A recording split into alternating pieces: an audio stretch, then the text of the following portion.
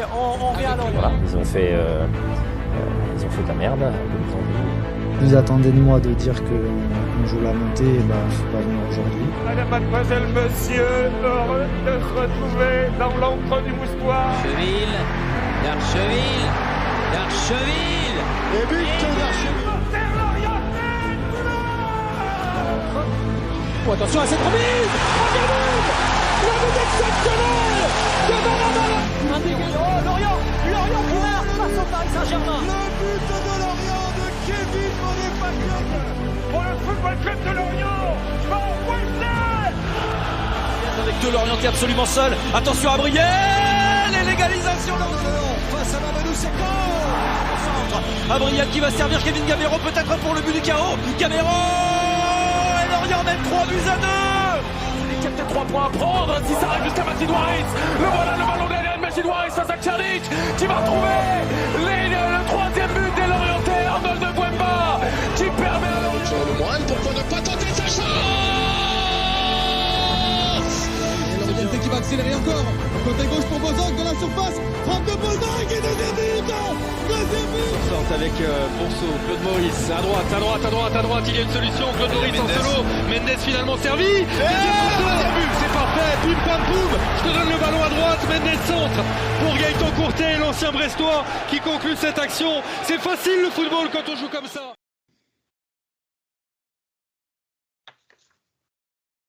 N'empêche cette intro bien pensée, Raph, bien joué. Bonjour à tous, bienvenue dans la saison 3 de La Taverne, ravi de vous retrouver. On vous avait laissé en mai dernier avec un communiqué de Loïc Ferry qui confirmait Christophe Pélissier dans ses fonctions. On a du mal à lire parce que depuis, il a eu son sac et c'est Régis Lebris qui a pris les rênes du FCL, un Lorient nouveau avec également un changement de la direction sportive puisque Christophe Leroux est également parti et il est remplacé par Aziz Madi Borgne. Nouveau coach, nouveau DS, nouveau joueur. On va voir de quoi faire dans cette méga preview de la saison avec l'équipe complète de La Taverne, à commencer par Kams. Salut. Bonjour à tous. T'as passé bonnes vacances, Kams? Excellente. Très bien. Il est en direct de Malte, La Taverne, toujours plus loin du moustoir. C'est Lucas. Salut Lucas. Je trahis un peu ta vie privée. Salut les gars, bah oui, on va pas s'arrêter pour le soleil, hein. J'ai des priorités. Chacun ses priorités. Lui, par contre, il était au moustoir ce week-end pour voir un match amical. Il nous dira si c'était bien. C'est Raph. Salut Raph. Salut tout le monde. Je préfère les mecs comme toi qui se sacrifient pour le podcast. Petit aller-retour dans le week-end, c'était sympa. C'est ça, magnifique. J'ai pris un petit coup de soleil.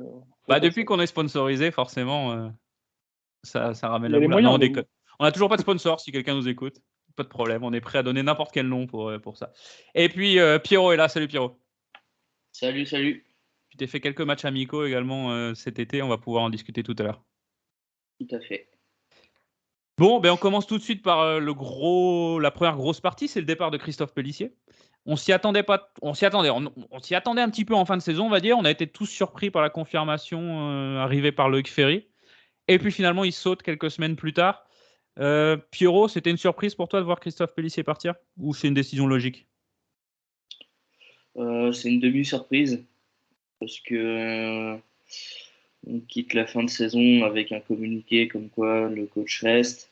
Après, on a un mois et demi où c'est un peu le flou entre on ne sait pas s'il reste, on ne sait pas s'il part, tout ça. Et après, demi-surprise pour qu'il parte et par contre pas de surprise pour savoir qui c'est qui allait prendre la relève, c'est-à-dire Régis Lebris. C'était un peu on en parlait depuis déjà pas mal de temps que si Pélissier partait, c'était lui qui prenait la relève. Donc sur ce côté-là, aucune surprise. Ouais, il me semble qu'on en parlait déjà, pas la saison dernière, celle d'avant, quand ça allait très mal pour Pélissier en Ligue 1. On avait déjà mentionné Lebris. Raph, Loïc Ferré a mentionné une feuille de route dans son communiqué. Visiblement, il y avait des objectifs qui n'étaient pas en ligne, en phase en tout cas, avec ceux de Christophe Pélissier dans cette feuille de route. Objectif rempli au final, mais on l'avait dit, c'était plutôt les moyens, la manière aussi, qui étaient un peu remis en cause, et notamment quelques échos, en tout cas on arrivait à le comprendre aussi dans la lecture du communiqué, des problèmes de management, de gestion en interne, qui du coup posaient quelques soucis. Donc le communiqué était un petit peu ambivalent, mais globalement ça laissait la porte ouverte à pas mal de choses. Donc Ouais, on s'était posé la question, hein, pour ou contre le départ de Pélissier. Donc, je pense ils ont joué leur va-tout avec un renouveau complet à tous les étages du club. On y reviendra. Kams, toi, si je me souviens bien, tu nous avais dit en fin de saison que si c'était toi, il partirait, mais la décision logique, vu le challenge de la saison qui arrive, ça aurait été de le garder, de le maintenir en poste. Tu restes sur cet avis-là? C'est un risque? Oui, c'est une prise de risque et un gros défi qu'a pris le club en nommant Lebris à la tête à la tête de l'équipe première, pardon. Surtout au vu de, comme on l'a déjà dit ici, au vu du contexte de la saison et des enjeux qui sont ceux du prochain exercice. Après, pour moi, ça reste une décision surprise, dans le sens où Ferry l'avait un petit peu conforté au moment où on a enregistré le dernier épisode, et pour moi je m'étais dit il semblait être raisonnable et vouloir acquérir son maintien une dernière fois. Force est de constater que c'était pas le cas et que finalement il y avait autre chose dans l'esprit du président. Lucas, pour toi, Christophe Pélissier, c'est pas une très longue liste des entraîneurs du FC Lorient dans l'ère moderne, on va dire, du FC Lorient. Il y a l'ère professionnelle, ça se compte sur les doigts d'une main. Tu le mets à quel niveau, toi? Qu'est-ce que tu retiens de son passage? Je vais retenir le fait déjà qu'il nous a fait monter, qu'il y a 2 saisons où on se maintient. Donc, pour l'instant, là, je parle plus du comptable, effectivement. Mais il y a quand même eu des passages où il a aussi su fédérer, aussi redonner quand même une image au club, même si ça s'est un peu mal terminé dans le sens où on se reconnaissait plus trop dans ce qu'on proposait. Il a quand même su, oui, en fait, tirer le maximum de chacun à un certain moment. Et c'est ça que je retiendrai, un meneur d'hommes, mais qui a peut-être atteint ses limites et qui n'arrivait pas forcément à avoir son impact sur l'ensemble du groupe en fin de parcours, parce qu'il demande sûrement beaucoup, il demande, je pense, beaucoup à chaque joueur pour exercer son plan de jeu. Et je pense que c'est un moment, ça a craqué. C'est un peu usé, la méthode Pélissier, Raph, tu penses, au sein du groupe? Je pense que Lucas a raison là-dessus. Je pense que ça pouvait plaire à certains joueurs qui exploitaient leurs capacités et leur profil dans le système de jeu en transition, de cette défense à 5 à un moment donné, et d'autres pas du tout, avec très peu de liberté ou très peu de jeu. Donc moi je retiens surtout le fait qu'il ait bricolé avec ce qu'il avait aussi. Il l'a signifié en début de saison qu'il n'avait pas ce qu'il voulait. Pour autant, il allait quand même chercher certains joueurs. Donc non, je dirais que c'est plutôt j'ai toujours eu la sensation que son projet n'arrivait pas à se dessiner à 100%, en fait. Que c'était toujours à essayer de bricoler quelque chose tout au long de la saison. Il est revenu de nombreuses fois sur des systèmes, à en changer à chaque fois vis-à-vis de l'adversaire. Alors que souvent, c'est vrai qu'à Lorient, on avait souvent tendance à appliquer un schéma de jeu et de le voir se décanter tout au long de la saison. Pierrot, je vais te soumettre une liste. C'est la liste des entraîneurs de l'ère moderne du FCL. Ok. Attention, elle fait rêver parce qu'il y en a un peu plus que ce que la majorité des gens peuvent peut-être imaginer. J'essaie de le faire dans l'ordre chronologique. Christian Gourcuff, Angel Marcos, Yvon Pouliquin, Sylvain Ripoll, Bernard Cozzoni, Michael Landreau, Christophe Pélissier. Tu le ranges où dans cette liste, si tu veux les classer par ordre d'importance, on va dire, pour le club? Je le mets dans le tiers haut quand même, parce que c'est quand même quelqu'un qui te rapporte un titre, une montée. Après, évidemment, il y en a un que tu peux pas mettre autre part qu'à la place numéro 1. Et après, tu peux pas le mettre dans le tiers bas avec un Michael Landreau, un Casoni ou un Ripoll, quoi. C'est pas possible. Ah, tu mets Ripoll dans le tiers bas, toi? Oh, carrément, ouais. Ouais. Vous êtes d'accord avec ça, les gars? Ouais, c'est d'accord. Je dévie un petit peu du sujet, mais c'est intéressant. Assez d'accord. Donc Christian Gourcuff en 1, évidemment. Moi, je mettrais Yvon Pouliquin en 2. Il ramène un titre. C'est vrai. Il ramène un titre. L'armoire à trophée. Bah oui. Et du coup, Pélissier en 3. parce que qui fait mieux, quoi. Par contre, en dernier, moi, je mets Angel Marcos, qui a quand même fait sa grosse catin avec le club. Pour moi, il passe en dernier, même derrière ce sacré Casoni. Du coup, je vais vous demander ce que vous donnez à votre meilleur souvenir. Oui, Kams. On oublie trop vite les années Landreau, les gars. Toi, tu mets Landreau derrière un Casoni, derrière un... Ah putain, franchement, enfin... il m'inspirait rien, ce coach, et franchement, j'avais que de la haine quand je le voyais parler et du mépris par rapport à ce qu'il dégageait, en fait. Enfin, vraiment. On se rappelle sa première... Comme mec en plus, alors non, pas possible pour moi. On se rappelle sa première conférence de presse, donc Lorient vient de descendre en Ligue 2, c'est la grosse équipe de Ligue 2. Première conférence de presse, et normalement, vous l'entendez dans le générique de la taverne, il dit, si vous êtes venu pour parler de montée, il fallait pas venir aujourd'hui. Non, mec, t'es venu pour faire monter le club, t'es pas venu pour autre chose, quoi. C'est vrai. C'était lunaire. C'est vrai, ouais. C'est vrai qu'on a peut-être tendance à oublier un petit peu Landreau. Du coup, je vais vous demander, on revient sur Christophe Pélissier un petit peu, je vais vous demander à chacun votre meilleur souvenir et votre pire souvenir de l'époque Pélissier. On commence avec les meilleurs souvenirs. Lucas, je te vois que tu regardes au plafond, t'as pas l'air d'avoir trop d'idées. Allez, vas-y, lance-toi. Le meilleur souvenir, pour moi, c'est le bon passage, on va dire, en novembre-décembre en Ligue 2. Je pense que c'était vraiment la période où le football Pélissier, le style de jeu était vraiment marqué. On prenait vraiment beaucoup de plaisir chaque week-end. Et même si la saison s'arrêtait un peu du coup brusquement, mais c'était vraiment là où il avait peut-être aussi un effectif et un groupe qui était totalement concerné et qui appréhendait ses idées de jeu au premier moment. Pierrot, le meilleur souvenir? Le meilleur souvenir, ça va être la saison en Ligue 2 dans la globalité, j'ai envie de dire.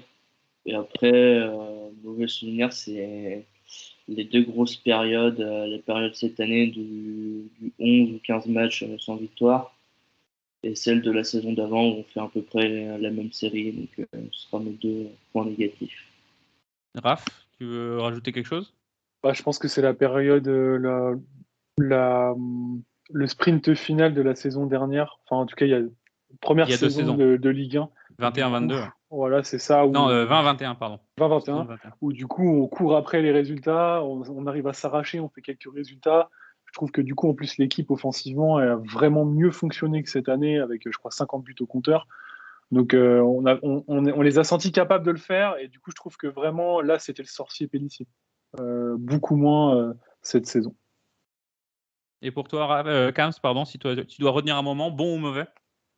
Bon moment, je pense exactement au même que Raph, le sprint final l'année dernière où on enclenche ça avec une victoire de prestige contre le PSG à domicile et derrière, sur la deuxième partie de championnat, on roule sur absolument tout le monde à domicile. Enfin, je sais plus, on gagne tous nos matchs sur la deuxième partie de saison, je crois. C'est invraisemblable et c'était tellement mal embarqué, on n'y croyait plus beaucoup. Enfin, le but de Gravillon là contre Dijon à la dernière minute, tout avec ça. Ratiopi qui se la met tout seul. Ouais. Exactement, ouais. Tout ça, ça c'est vraiment des bons souvenirs et jusqu'à la dernière journée contre Strasbourg, tu vibres.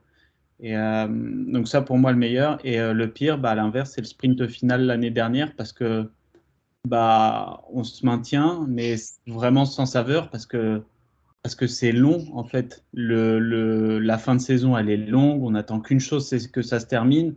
Et il n'y a même pas le panache ou la saveur d'une victoire au moment où on se maintient. C'est un pauvre nul contre Bordeaux. Et c'était long cette fin de saison et on sentait vraiment que fallait que ça se termine. Et vraiment, pour ça, autant les séries de défaites et tout, ça faisait chier, mais voilà. Alors que là, tu obtiens ce que tu veux, mais vraiment sans saveur. Et en ça, c'est vraiment un mauvais souvenir pour moi. Puis on retiendra aussi, sa spéciale pendant longtemps, c'était de faire des changements très très tard. Il y a plein de choses comme ça qu'on retiendra de Pélissier. Mais ça restera un entraîneur qui aura marqué le club finalement. Et comme le dit Pierrot, il ramène un titre à la maison, champion de Ligue 2, grâce au Covid. la licorne. Mais en tout cas, c'est mine de rien, c'est un titre et ça fait, enfin c'est bien. Donc forcément, il rentre dans l'histoire du club. Et puis ça avait l'air d'être un bon gars en plus. Ça avait pas l'air d'être un mec méchant et ça avait l'air d'être quand il communiquait, c'était toujours intéressant à écouter. Donc on en gardera un bon souvenir. Christophe Pélissier donc qui part. Pierrot, tu le vois bien rebondir à Montpellier, toi? De ce que je vois sur les différentes équipes qui se préparent à cette nouvelle saison, Montpellier m'inquiète beaucoup et le fait, quand tu regardes les 2 dernières saisons de Dalloglio et son début de saison et la prépa de Montpellier, j'ai bien peur que ça se termine très vite entre les deux. Et je vois bien Pélissier, peu importe que ce soit Montpellier ou ailleurs, être l'un des premiers noms sur des shortlists auquel limogeage de coach. Ouais, une équipe qui joue le maintien et qui a besoin de se sauver, Pélissier, c'est un mec idéal. Hein. Il l'a démontré, pardon, excusez-moi, c'est la reprise, on bégaye. Il l'a démontré avec Lorient. Un autre homme important du club qui nous quitte cet été, c'est Christophe Leroux. Alors lui, il a un passé de joueur puisqu'il a joué de 1987-90 à Lorient. Ensuite, il est parti à Guingamp. Il est revenu pour 2 ans entre 94 et 96, si je dis pas de bêtises. Et je dis pas de bêtises parce que j'ai sa fiche Wikipédia sous les yeux. Christophe Leroux qui est revenu en 2015 comme directeur sportif, qui prend son sac également. Renouveau dans toute la cellule sportive du LCL, visiblement. Raph, une décision. Comment tu la qualifierais, le départ de Leroux? C'était un peu attendu avec la montée en puissance de Lebrise? Ouais, c'était que moi je comptais les jours. C'est une décision qui allait évidemment tomber. Donc logique, il faut aller jusqu'au bout de l'idée et laisser les rênes à un nouveau binôme, entre guillemets. Donc tout à fait logique. Ça aurait été très bizarre de conserver, je trouve, Leroux à ce stade-là. Pierrot, Leroux, c'était impossible de le voir rester dans ces circonstances? Impossible, je sais pas, mais ça faisait quand même déjà pas mal d'années qu'il avait de moins en moins de missions et qu'en interne, des gens avaient plus d'importance et de rôle dans la direction sportive. Moi, je pense que c'est la fin d'un chapitre. Tu changes d'entraîneur, tu fais un reset sur tout le management sportif. C'est peut-être pas plus mal d'un côté. On verra cette saison si ça donne tort à Loïc Ferry ou non. Kams, je cherche le nom du remplaçant de Christophe Leroux. Je l'ai noté ici quelque part. On va apprendre à le connaître. Aziz Manimogne. Quelqu'un que tu peux nous en toucher un mot si tu as des infos sur lui? De ce que je sais, il était responsable du recrutement pour le centre de formation. Je l'ai croisé plusieurs fois au bord des terrains. C'est un mec qui bosse beaucoup, en tout cas, de ce que j'ai pu voir, qui vraiment aime le foot. Après, je le connais pas plus que ça pour pas mentir, et je vais pas inventer des choses, mais du peu que j'en sais, voilà ce que j'ai vu. Voilà. Bon, j'aurais dit à peu près la même chose, mais ouais, il est très proche depuis longtemps. C'est un homme de l'ombre. Et puis, il est très en phase avec ce que fait le Brice. Et puis, il est très apprécié pour ça. Il est très, très droit dans ce qu'il fait. Donc, ce ne sera pas un DS un peu qui bidouille avec les agents, on va dire. On va laisser le sujet agent pour un petit peu plus tard dans le podcast, si vous voulez bien. Pierrot, Christophe Leroux, c'est aussi le mec qui a fait venir Didier Ndong et qui l'a vendu 17 millions à Sunderland, mine de rien. On lui coller cette médaille. C'est aussi le gars qui t'a fait venir Moritz Jens et Igor Silva l'année dernière aussi. Donc, Je pensais que tu allais me sortir Thiago Ilori. non, ça, je pense que je sais même pas c'est qui. Le Portugais défenseur central qui n'a pas joué un match. Je connais pas. T'as jamais entendu parler? Jamais. Jamais vu jouer.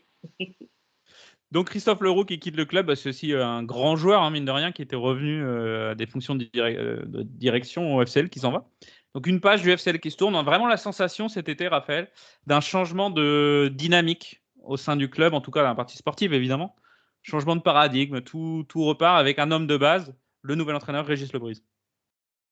Ouais, globalement, ce qu'il faut aussi se dire, c'est que l'effectif, pour l'instant, reste assez inchangé. On a beaucoup de retours de prêt, etc. Mais donc, il faut voir l'utilisation aussi de ses joueurs, parce que même si on met le meilleur technicien avec des joueurs qui peut-être ne composent pas forcément l'effectif idéal pour Régis Lebris aussi, il faut voir aussi comment il se dépatouille avec ça.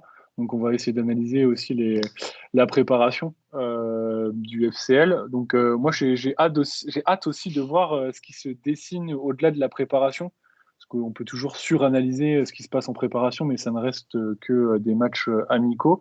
Mais on voit quand même la volonté de jouer, ça c'est sûr. Il l'a exprimé plusieurs fois au travers de médias différents. Donc ça se voit aussi sur ses compositions. Il repart pas avec une défense à 5. Je pense même pas qu'il se risquerait de jouer avec ce système-là. En tout cas, j'ai l'impression.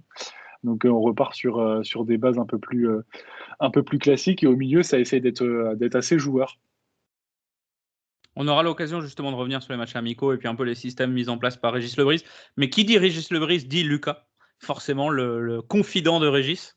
Tu as eu l'occasion de beaucoup échanger avec lui. Du coup, en semi-exclusivité pour la taverne, tu vas pouvoir un petit peu nous parler de Lebris. La première question, c'est en fait, qui est Régis Lebris?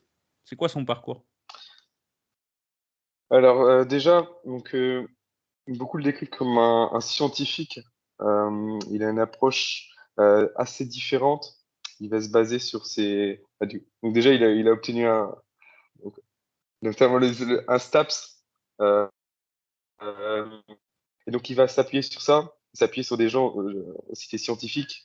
Il va s'appuyer sur des gens qui viennent de différents milieux. Donc, ça peut être la natation, avec Claude Fauquet, avec plein de différents sports. Il visite aussi de nombreuses installations à l'étranger. Il va s'inspirer de tous ses parcours pour toujours évoluer. C'est quelqu'un qui veut jamais rester sur ses acquis. Donc un gros bosseur, peut-être parfois trop. Certains disent qu'il est trop pris dans son travail et qu'il a peut-être pas des fois le recul nécessaire. Mais en fait, et là aussi en Ligue 1, ça va être encore une charge de travail qui va être encore plus élevée sûrement. Mais c'est quelqu'un qu'on décrit comme prêt pour le métier, qui se prépare depuis maintenant plusieurs années, qui est depuis 14 ans au club. Tu peux nous faire un petit peu son parcours au club rapidement, parce qu'il n'est pas tout de suite arrivé dans l'équipe réserve, j'imagine? En fait, il a d'abord entraîné U17, mais dès qu'il est arrivé en fait de Rennes, il a déjà été directeur du centre de formation. Et en fait, directement après, il a rejoint la N2. Et donc il arrive maintenant au poste de numéro 1 au club. Comment dire aussi l'homme, entre guillemets, c'est quelqu'un qu'on décrit comme assez froid, on va dire. On a pu le voir aussi avec c'est Raph qui a remarqué ça sur sa conférence de presse, peut-être aussi. Il va pas dégager énormément d'émotions, mais il va falloir que les joueurs captent ce qu'il a envie de dire. Je sais pas trop comment ça va se passer aussi avec comme il va divulguer son discours avec les joueurs on va dire étrangers, tellement son discours est très pointu, on va dire. Donc en fait, le plus grand défi, ça va être de passer son message, parce que les connaissances footballistiques, il les a. Il sait comment les appliquer, il sait comment il a su gérer un groupe. On ne gère pas un groupe de jeunes qui a toujours envie d'évoluer, qui a toujours envie d'écouter et d'apprendre. Et un groupe de joueurs avec des trentenaires. De la même façon, tu veux dire? C'est ça. Kams, justement, je rebondis là-dessus. Les séances vidéo de Régis Lebris, on en avait parlé, il me semble, dans un épisode de la taverne il y a quelques temps, ont la réputation d'être extrêmement intense, en tout cas chez les jeunes. Je ne sais pas si tu en sais quelque chose. En tout cas, est-ce que ce modèle-là est réplicable chez les pros?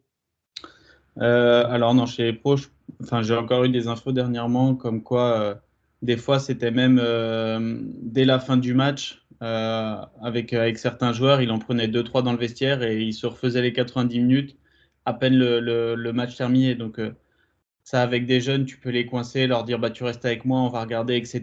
Et le petit t'obéit, mais avec un pro, le mec il va t'envoyer chier, il va te dire allez, on se voit lundi, bon week-end.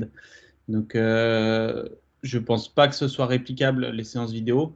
Je pense pas non plus que sa pédagogie, sa manière de gérer les joueurs soit réplicable aussi au niveau des pros.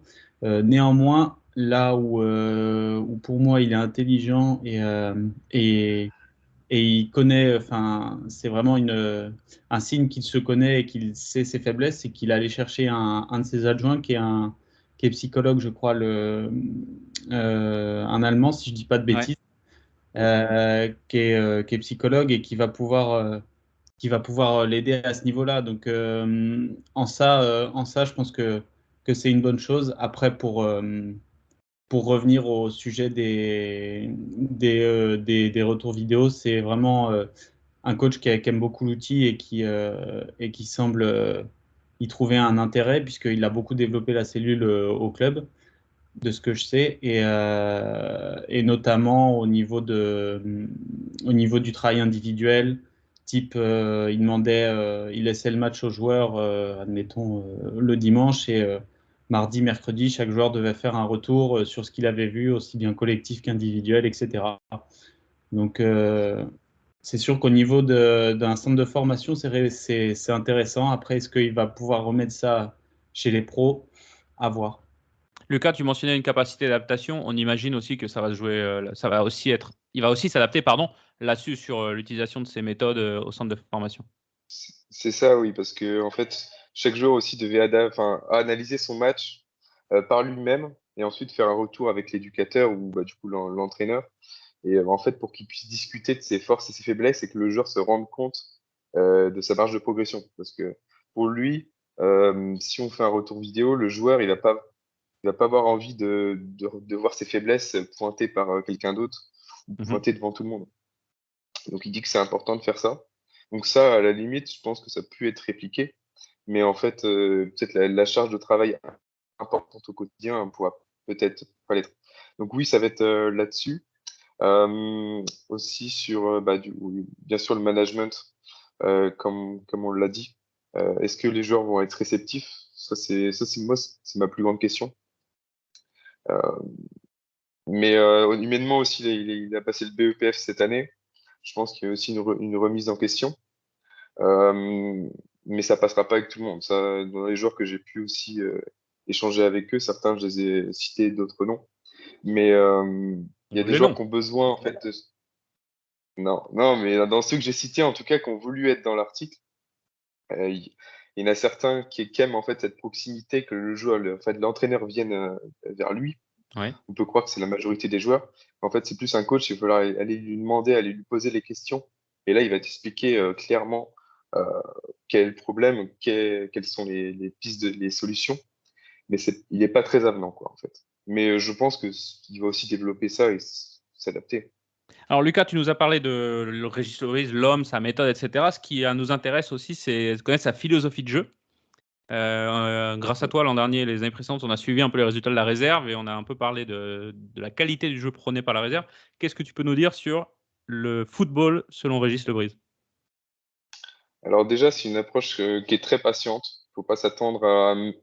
Même quand il y a énormément d'espace, on voit quand même peu de ressorties de balles ou de contres exécutés très rapidement. On ne va pas se précipiter. Des fois, il y a des solutions on a l'impression qu'elles sont toutes faites, mais on va jouer ailleurs. On va remonter le bloc. On va faire ce qui est prévu. Donc ça, des fois, moi, ça me frustrait un peu parce que j'avais envie d'un peu plus de vitesse dans le jeu. Donc je ne sais pas si ça s'adaptera aussi au profil qu'il a. Et voilà, c'est une approche assez patiente.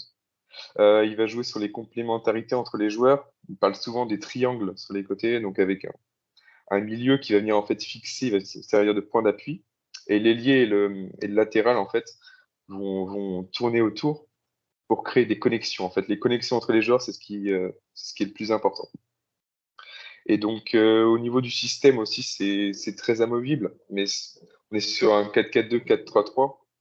Le plus utilisé, c'était comme le 4-4-2 en phase défensive, même offensive, avec en fait Moisan, et en fait c'est un peu le substitut de Lefebvre en préparation, qui tourne autour du numéro 9 et très haut aussi. Donc c'est un peu le rôle qu'a Enzo. Je m'attendais pas forcément à ça, mais en fait c'est ce qu'on va voir sûrement.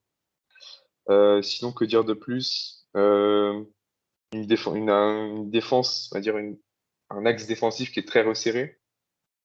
Il y aura sûrement des espaces sur les deux côtés assez souvent, mais lui, il veut vraiment resserrer l'axe et ça marche plutôt bien.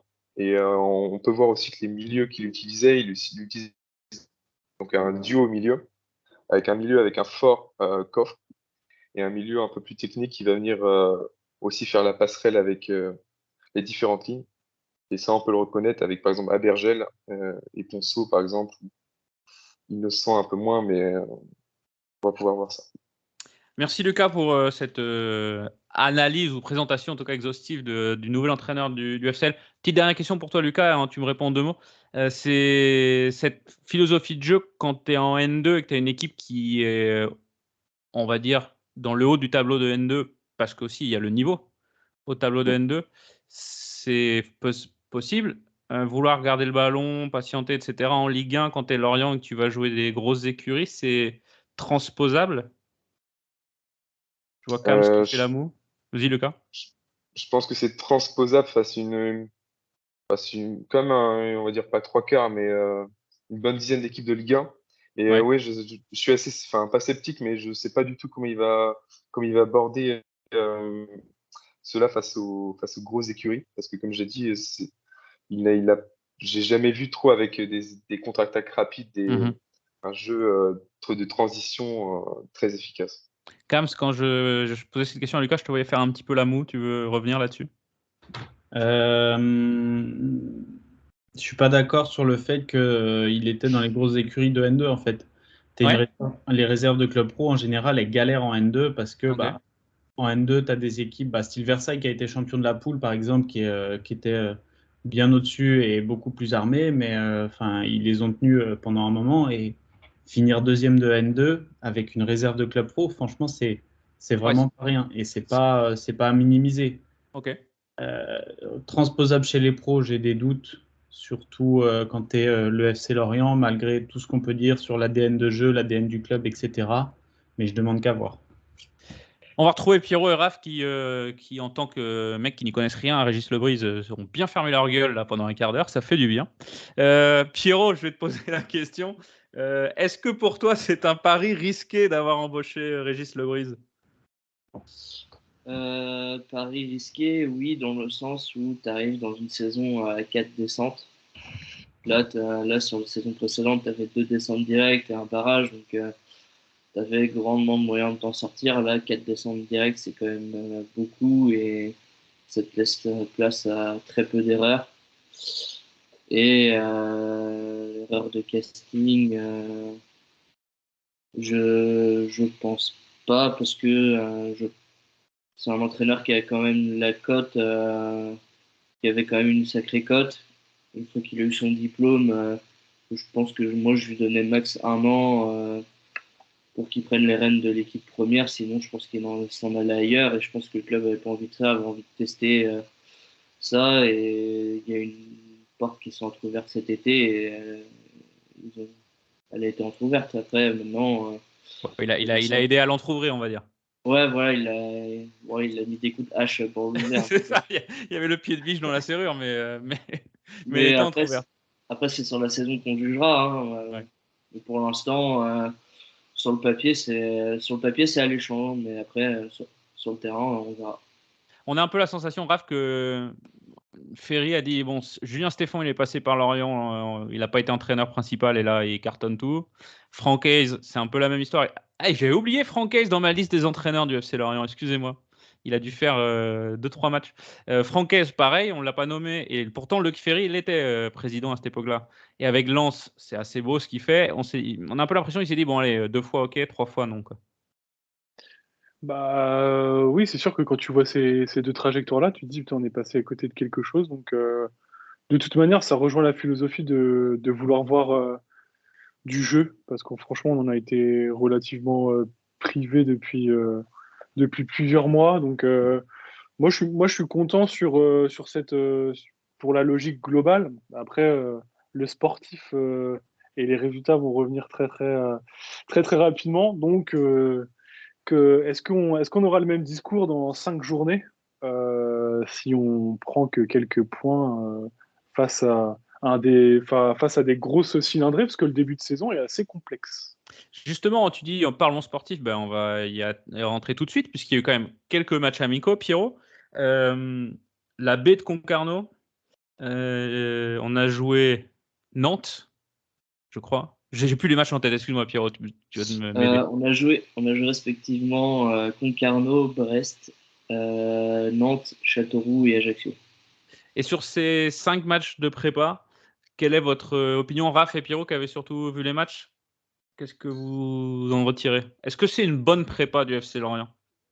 Moyenne. J'ai vu beaucoup de positifs au milieu ou des joueurs qui combinaient très bien, peu importe les joueurs alignés.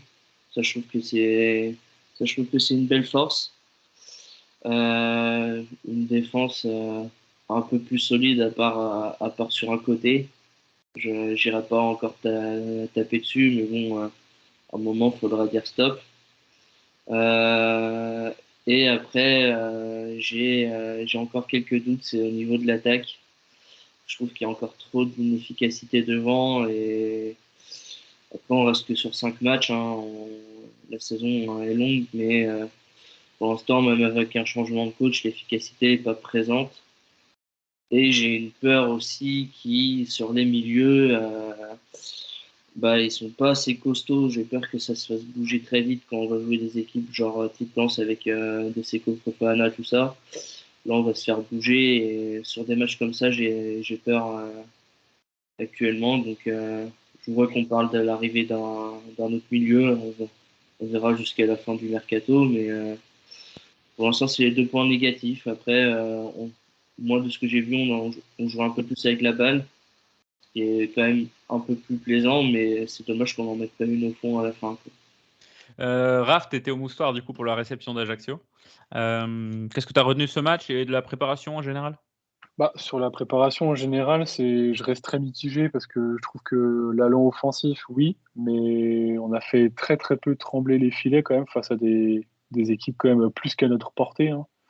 On a joué que 3 Ligue 1, dont une qui vient de Ligue 2, donc globalement, ça n'a pas été une grosse armada offensive à ce niveau-là.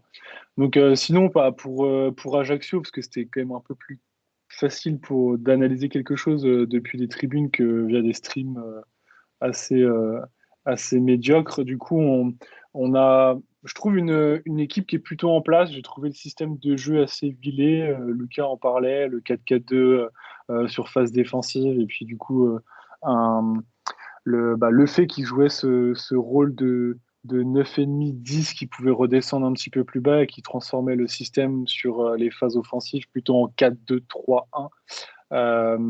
Donc ça, c'était assez intéressant parce que je trouvais qu'il y avait quelques repères. Lucas a raison sur un autre point, c'est sur les 4 de derrière, ça joue très resserré. Ça s'est surtout vu en début de match avec Gédéon Kaloulou qui était qui était très proche du coup de la porte et je dis pas qu'il avait du mal à écarter, mais en tout cas il était très resserré. Pour revenir sur Kaloulou, je l'ai trouvé très grosse impression en tout cas de ce joueur-là, à la fois dans l'intensité et sur sa capacité à trouver des solutions avec du jeu long, avec franchement des très jolies transversales. Une défense assez sereine, je trouve, avec Laporte et Talbi.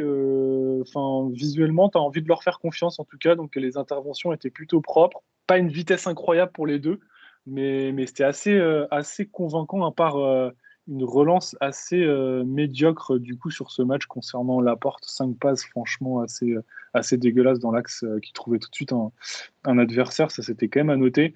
Donc en fait, et je reviens sur ce que disait Pierre, il n'a pas tout à fait tort.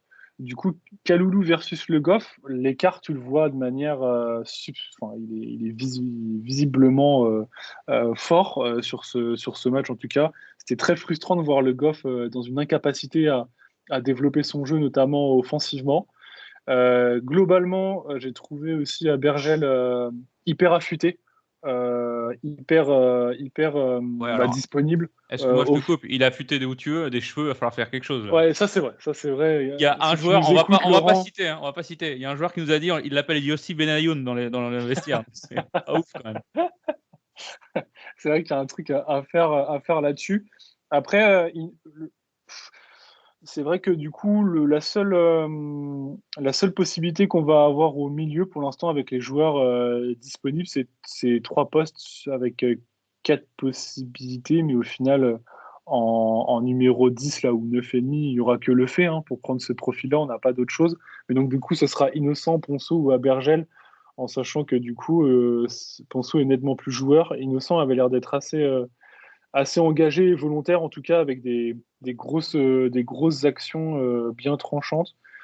Puis après, sur les points négatifs, alors non, juste peut-être le gardien Vogo, du coup, qui était plutôt rassurant, mais très peu mis à contribution. J'ai trouvé assez rassurant dans les airs, malgré quand même une petite boulette sans conséquence. Il peut rien faire sur le but qu'il prend. Et puis après, là où ça coince un petit peu, c'est vraiment sur les ailes où je nous ai trouvé assez décevant à la finition, et surtout sur le fait de pouvoir apporter du danger, du surnombre. Mofi a été assez fantomatique. Donc je retiendrai ça. Côté remplacement, Boigard, entrée correcte. Par contre, Koné, Mouyokolo, rien à signaler, c'était insipide. Donc, et par contre, le vrai sujet, c'est que le Goff a été très très peu challengé tout au long de cette préparation, alors que c'était, je pense qu'on est collégialement du coup d'accord avec ça, hormis Kams, que c'était un point du coup sensible. Donc clairement, il n'y a pas de solution à ce niveau-là. Voilà, de mon côté. Je pense que j'ai revu certains éléments, enfin, j'ai revu aussi dans le jeu certains éléments dans la préparation qu'on a bien revu face à Ajaccio. Mais comme le disait aussi Pierre, offensivement parlant, on retrouve toujours cette inefficacité, et ça, franchement, ça fait très, très peur. Alors justement, tu as cité pas mal de noms. Ce que je vous propose, c'est de faire une petite revue d'effectifs, voir un peu qui est-ce qui va jouer au FC Lorient. Et on commence par parler des gens qui sont partis. Donc on rentre dans notre mercato. Dans les départs, bon, c'est une douleur personnelle. Pierre-Yves Hamel est définitivement transféré. Il part au Paris FC pour 1 million d'euros, alors qu'il en vaut 10 fois ça, mais bon, c'est pas grave. Il va marcher sur la Ligue 2, le PFC sera en Ligue 1 l'année prochaine, vous l'avez entendu ici en premier. Ubou Mendes, qui, il n'avait pas prolongé visiblement, Pierrot, le club n'avait pas envie de mettre les ronds. Il part à Almeria en Espagne. Bon, il part se pavaner sur des petites plages espagnoles. Donc c'est bien pour lui. Après, quand on voit ce qu'on reprend derrière, bon, je suis pas mécontent. C'est surtout son remplaçant qui me fait peur. Donc tu es plutôt satisfait de Kalulu, putain, pardon. Tu es plutôt satisfait de Kalulu. Ubou Mendes, malgré sa bonne deuxième partie de saison l'an dernier, c'est pas trop grave s'il part gratuitement en plus à Almeria. Non, parce que oui, c'est sûr que t'aurais pu le vendre avec la fameuse rumeur à l'OM de 10 millions, là, il y a 2 ans. On a eu ça. Mais tu lui proposes de prolonger, il veut pas, tu vas pas insister, tu pars sur une autre piste. Elle est bonne en plus, l'autre piste. Tu recrutes un des meilleurs joueurs de Ligue 2 défensivement, qui peut jouer à tous les postes derrière, que tu recrutes gratuitement et tu as fait bien un adversaire direct. Et de ce que j'ai vu sur la préparation, c'est vraiment mon coup de cœur en termes de joueur. Donc, s'il fait une saison à l'image de sa préparation, on ne regrettera pas une seule seconde Mendes. Un autre défenseur qui part cette fois-ci en prêt du côté du Celtic, Glasgow, c'est Maurice Jens Kams, un défenseur qui t'avait pas spécialement convaincu l'an dernier, il n'avait pas convaincu Pélissier non plus visiblement. Il avait juste convaincu l'homme qui est parti à ce mercato, c'est-à-dire Christophe Leroux. Donc dans la logique des choses, merci, au revoir. Non, je rigole. Départ en prêt du coup pour l'ami Mauriciens. Je comprends pas sincèrement, je comprends pas le prêt. Pourquoi ne pas s'en séparer tout simplement? On a vu qu'il était pas au niveau et que ça servait à rien de continuer les frais, quoi. Donc, après peut-être que tu le vends maintenant, tu retrouves pas Tébi, il suffit qu'il fasse une bonne saison avec Glasgow et le Celtic, pardon. Et il y a une option d'achat sur son prêt notamment. Ah d'accord, je sais pas ça. Bon, les options d'achat, ça veut tout rien dire. Hein. Maurice Jens, donc, qui rejoint la longue liste des défenseurs centraux arrivés au club récemment qui n'ont pas fait grand-chose. Et on pense à Thiago Ilori. 2 fois qu'on le cite dans cet épisode.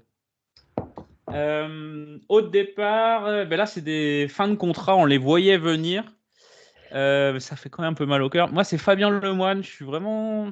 Pierrot, tu disais qu'il manque un mec costaud au milieu à se faire bouger. Lemoine, ça aurait pu être ce mec-là, quoi. ça aurait pu, ça manque. Tu perds un mec, un leader de vestiaire, dans une année très importante avec un nouveau coach qui veut s'entourer beaucoup de jeunes. Donc je pense que d'avoir un ancien qui connaît bien la Ligue 1, tout ça, ça aurait été plus que bénéfique. Après, si on ne souhaitait pas le prolonger, c'est que le club et le nouveau staff en place a ses raisons, mais je trouve ça dommage. Et je trouve encore plus dommage de ne pas avoir fait un communiqué ou un truc pour le remercier, tout comme les autres joueurs qui sont partis en fin de contrat, comme Jérémy Morel qui est en fin de carrière, parce qu'apparemment il va signer, à Guidel ou à Concarneau. Ah ouais. Donc, ouais. Donc Ok. ça paraît une fin de carrière. Donc, ouais, ça manquait d'un petit communiqué. Et quand on voit comment les départs se sont faits cet été, c'est un peu moche. Ouais, c'est vrai que c'est bizarre. Le club nous a pourtant habitués à des choses un peu plus sympas, mais ça va peut-être venir, on ne sait pas. La saison n'a pas commencé, on n'est pas à l'abri d'un truc, Raph. En tout cas, non, pas d'animosité côté Lemoine, puisqu'il était en tribune avec Arnaud Tanguy pour le match amical face à Ajaccio. Donc, Ce qui me fait me dire que peut-être. Alors peut-être, comme dirait Patrick alors Montel. peut-être. Alors peut-être, Kams. Et en termes de départ classe, on se souvient de l'échange mythique entre Loïc Ferry et Christian Gourcuff. Exactement. Jérémy Morel, on vient d'en parler. Et puis Jérôme Ergo, Lucas, qui s'en va également. Ergo, il nous a quand même maintenu en Ligue 1, mine de rien. Le but contre Metz, c'est presque celui qui nous maintient il y a 2 ans.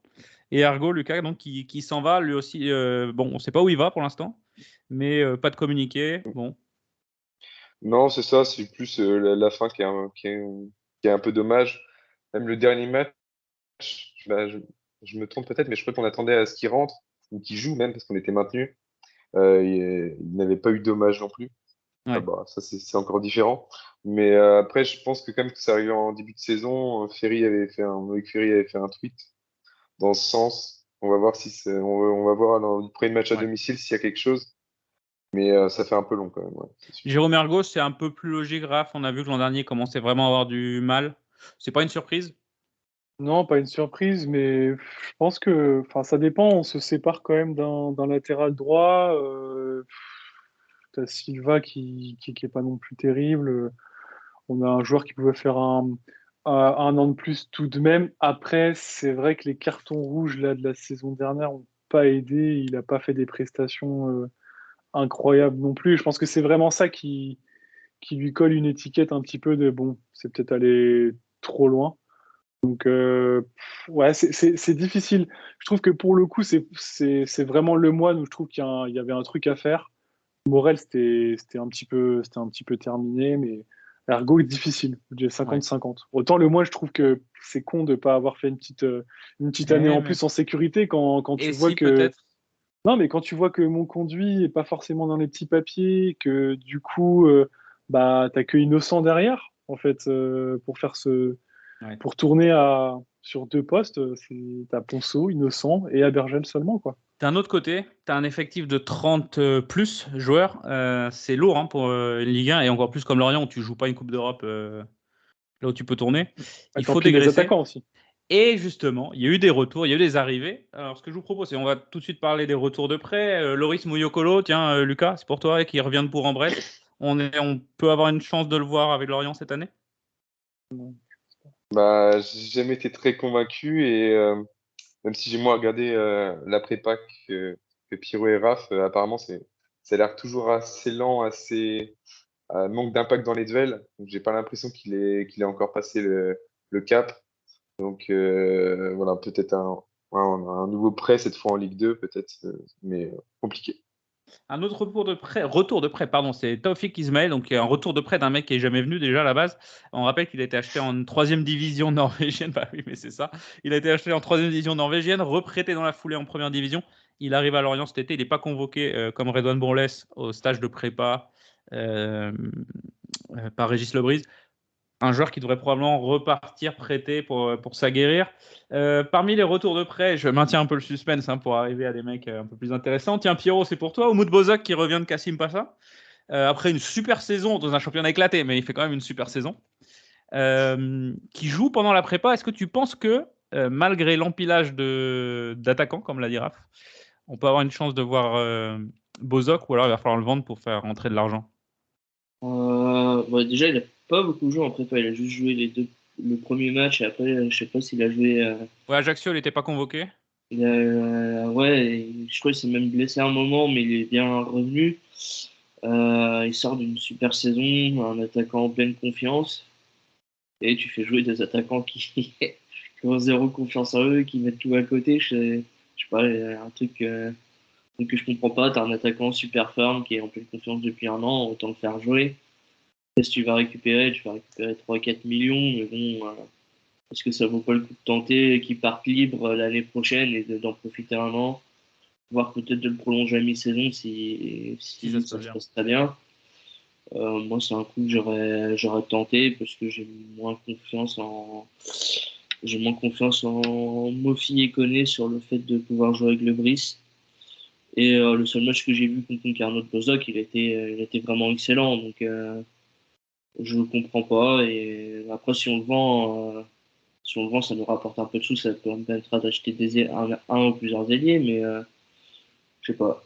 C'est pas l'attaquant que j'irais vendre en priorité parmi ceux là. Alors justement, parmi les attaquants à vendre en priorité, retour de prêt du Vitesse Arnhem d'Adrien Garbic, Raph. Un prêt qu'on qualifiera modestement en demi-teinte. En demi-teinte. Non, blague à part, retour de prêt de Garbic. Garbic qui, mine de rien, met un petit doublé en prépa. Ouais. Mais qui a, selon nos infos, la tête bien au fond du seau, mentalement. Tu vois Garbic s'imposer? Moi, je trouve qu'il n'a pas eu assez de temps de jeu. Si on avait vraiment envie de le remettre en selle, on l'aurait vu plus. Il avait un quart d'heure par match. Non, mais c'est pas assez. Et on se faisait la réflexion avec. Tu peux pas le mettre un quart d'heure par match avec une équipe débridée à chaque fois. Bah oui, non, mais bien sûr, on est d'accord. Non, mais ça, c'est clair. En plus, en gros, moi, j'ai pas trop aimé ce schéma où, en fait, tu fais jouer les pseudo-titulaires ou en tout cas une équipe en gestation pendant 60 minutes et après, c'est le bordel. On s'en parlait avec Pierrot, du coup. Je trouve d'autres clubs, du coup, ont plutôt tendance à faire jouer tout l'effectif. Et là, aujourd'hui, en préparation, il y a une asymétrie bien trop importante en temps de jeu, si bien qu'il y a certains joueurs, ils n'ont même pas fait un quart d'heure, 20 minutes. Qu'est-ce que tu veux soit les mettre en valeur, ou soit juste voir leur potentiel. Alors, il y a les entraînements, évidemment, mais du coup, je trouve que c'est dommage de ne pas avoir joué des équipes peut-être plus modestes et de ne pas mettre une B. Mais vraiment, avec des joueurs, tu les vois 90 minutes, tu vois le niveau physique, tu vois l'entente, tu vois les... Voilà, moi je trouve que c'est un petit peu dommage, parce qu'aujourd'hui, que vous ayez qu'il y ait un Koné, un Bozok ou un Adrien Garbic, bah, on les a pas vus jouer, en fait, globalement. Enfin, je sais pas, hein, je question ouverte, mais... Donc, moi, je pense que... Koné, visiblement, il n'était pas en forme olympique pour son retour. C'était, ça aussi, hein. En tout cas, c'était mou. Hein. Oui, c'était mou au niveau de la ceinture abdominale, selon les infos. C'était un peu, les infos qui tournent. lent. Ouais. Mais non, pour revenir à la question initiale, globalement, j'ai du mal à voir l'Autrichien s'imposer, d'autant, alors même que, et je crois que c'est Pierrot qui disait ça, sous Pélissier, aucune chance. Peut-être qu'avec un autre coach, ça fitterait mieux. Ouais, on en a parlé souvent. Et pourtant, le Brice, il n'a pas l'air d'être à fond dedans, quoi. Donc, si on regarde un peu la hiérarchie, donc Mofi, numéro 1, indiscutable sur toute la préparation, mais indiscutable presque. Enfin, en temps de jeu. Ouais, sur la prépa, tu veux dire. Voilà, sur la prépa. J'ai pas dit que j'ai pas dit que je mettais Mofi numéro 1, mais en tout cas, d'après le temps de jeu, c'est ce que semble faire le Brice. Ensuite, se battre en duel, du coup, un petit peu de Koné et un petit peu de Gervic, mais du coup, c'est tout, quoi. C'est très, très light. Donc non, moi, j'ai pas la sensation que ce soit le plan numéro 1. On continue les retours de prêt. Et là, je vais vous rappeler un film des années 80 pour les plus âgés d'entre vous qui nous écoutez. Par où t'es rentré, on t'a pas vu sortir. C'est Julien Ponceau qui revient au club. Et là, le mec, d'un coup, c'est devenu Messi. Ça y est, c'est la pierre angulaire du schéma de jeu, Lucas. Ponceau qui fait quand même une belle saison avec Nîmes, une saison complète. Il joue, je crois pas qu'il rate beaucoup de matchs l'an dernier en Ligue 2. Le comeback de Bebeto. Le comeback de Bebeto, merci Kams. Lucas, Julien Ponceau qui, c'est quoi? C'est Lebris mise sur sa compatibilité avec Enzo Lefebvre? Non, moi, quand je disais que c'était une pierre angulaire, c'est juste que en fait, le profil correspondait, on va dire, c'était le profil qui correspondait le plus à un Bellon en fait en N2, on va dire, même si c'est pas le même joueur. Ouais. Mais oui, je pense que c'est ça, parce que c'était quelque chose qui marchait très bien en jeune, ils se connaissent très bien, ils s'entendent très bien, donc je pense qu'il veut miser là-dessus et c'est le genre de profil qu'il aime en soi. Mais non, moi, même si j'aime beaucoup le joueur, je suis pas du tout catégorique sur le fait qu'il puisse commencer en Ligue 1 et qu'il doit commencer en Ligue 1. Ouais. C'est un type de match avec peut-être où on aura plus de ballon ou il fera un impact physique un peu inférieur. Je pense que là, il pourra s'épanouir. Mais je pense que pour les premiers matchs de Ligue 1, si on veut rentrer dans bien entrer dans le championnat et ne pas se mettre en difficulté et continuer sur cette confiance qui est un peu pas morose, mais on ne sait pas trop où on va. Je pense qu'il faut mettre un milieu un peu plus expérimenté. Ouais. Oui, parce que Pierrot, on a été repris de voler un petit peu sur les réseaux sociaux quand on a dit que tout miser sur Ponceau, miser sur Ponceau pour tenir ton milieu de terrain alors qu'il n'y a pas de 10 matchs en Ligue 1, c'est osé. On n'a rien contre Ponceau, simplement c'est un pari en tout cas. C'est un pari. C'est la réalité. Hein. Oui, voilà, c'est ça, c'est rien contre lui, quoi. Il n'a pas joué, il a même pas joué 5 matchs en Ligue 1. Tu vas tout reposer sur lui avec le fait. Un milieu sans très grande expérience, c'est que 70 matchs en Ligue 1, le fait, c'est pas énorme non plus. Et c'est pas une saison complète en Ligue 1 non plus. Il n'y a pas eu une saison à haut niveau régulier en Ligue 1, quoi. C'est 2 saisons en demi-teinte. Donc, même si là, je pense que ça semble être la saison de la confirmation. Je veux dire, ça semble être. Après, Ponceau, c'est un bon joueur. Hein. C'est un joueur prometteur. On l'a vu notamment dans un match à Brest où il joue son premier match pro. On a vu ce que ça pouvait donner. Il régale. Je pense pas que le niveau il est perdu. C'est un entraîneur qui connaît bien. Après, pour moi, ça sera juste au niveau physique au milieu. Si tu l'alignes avec un Lefebvre et un Bergel, ça sera. Pour moi, ça permutera. Il jouera quand tu auras des équipes où au milieu, ça sera plus faible physiquement. Et je pense que tu verras un innocent quand il faudra un peu plus de physique. Ouais.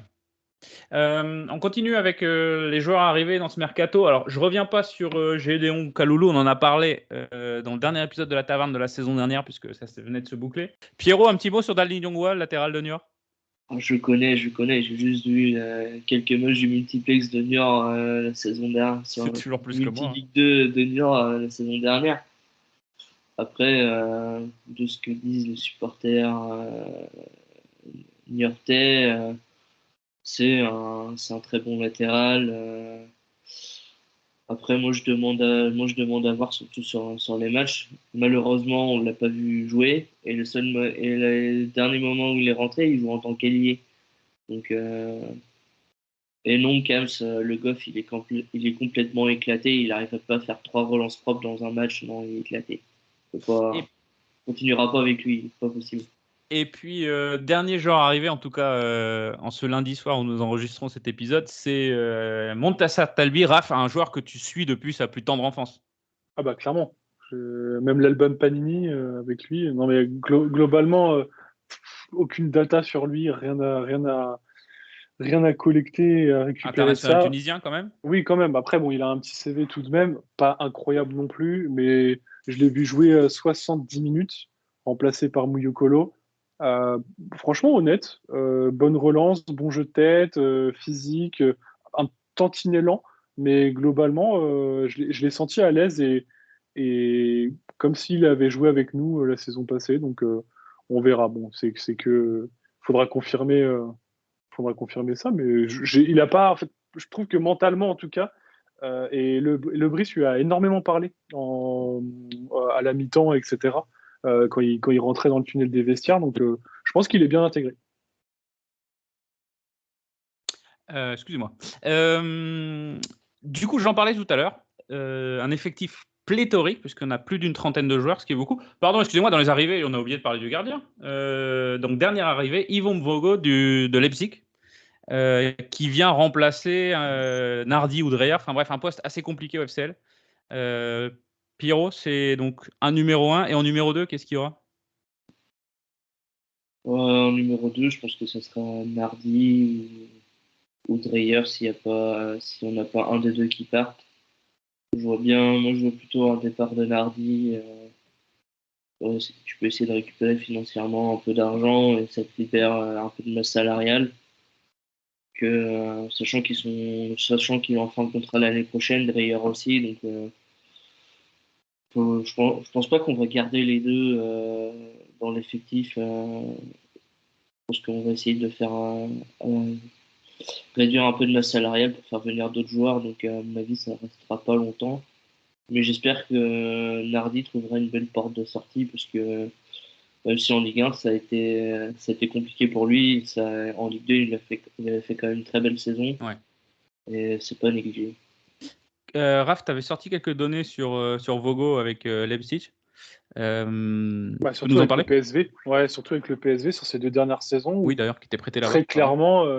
Très clairement, donc je me focalise surtout sur sa statistique d'arrêt qui est entre 10 et 15 points supérieur du coup à ce qu'a pu faire Dreyer et Nardi. Globalement, pour une équipe comme Lorient, ça représente quasiment 7 ou 8 buts évités de plus sur une saison pour que vous voyez un petit peu là, ce que ça peut représenter.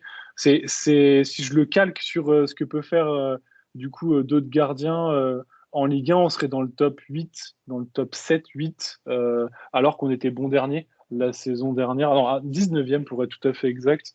Non, il y avait Metz quand même. Et non, en fait, en soi, je crois que c'était plutôt Costil qui était Ah oui, oula, oui, pardon. Ouais, oui, bah oui, ouais, le forcément. bon vieux dernier, non pas en but encaissé, mais plutôt en pourcentage d'arrêt, etc. Moi, ce que j'aime bien dans le profil aussi, c'est sa taille, son poids, son physique. Alors, il a fait quelques petites dingueries, mais globalement, je trouve qu'il sort beaucoup plus. Il n'a pas peur d'y aller au niveau aérien. Donc ça, c'est plutôt assez rassurant puisqu'on a toujours eu un déficit à ce niveau-là. Donc statistiquement, 2 saisons pas forcément pleines puisqu'il n'a pas joué, il a joué que 8 matchs sur la dernière saison au PSV. Par contre, il en a fait 33 la saison d'avant.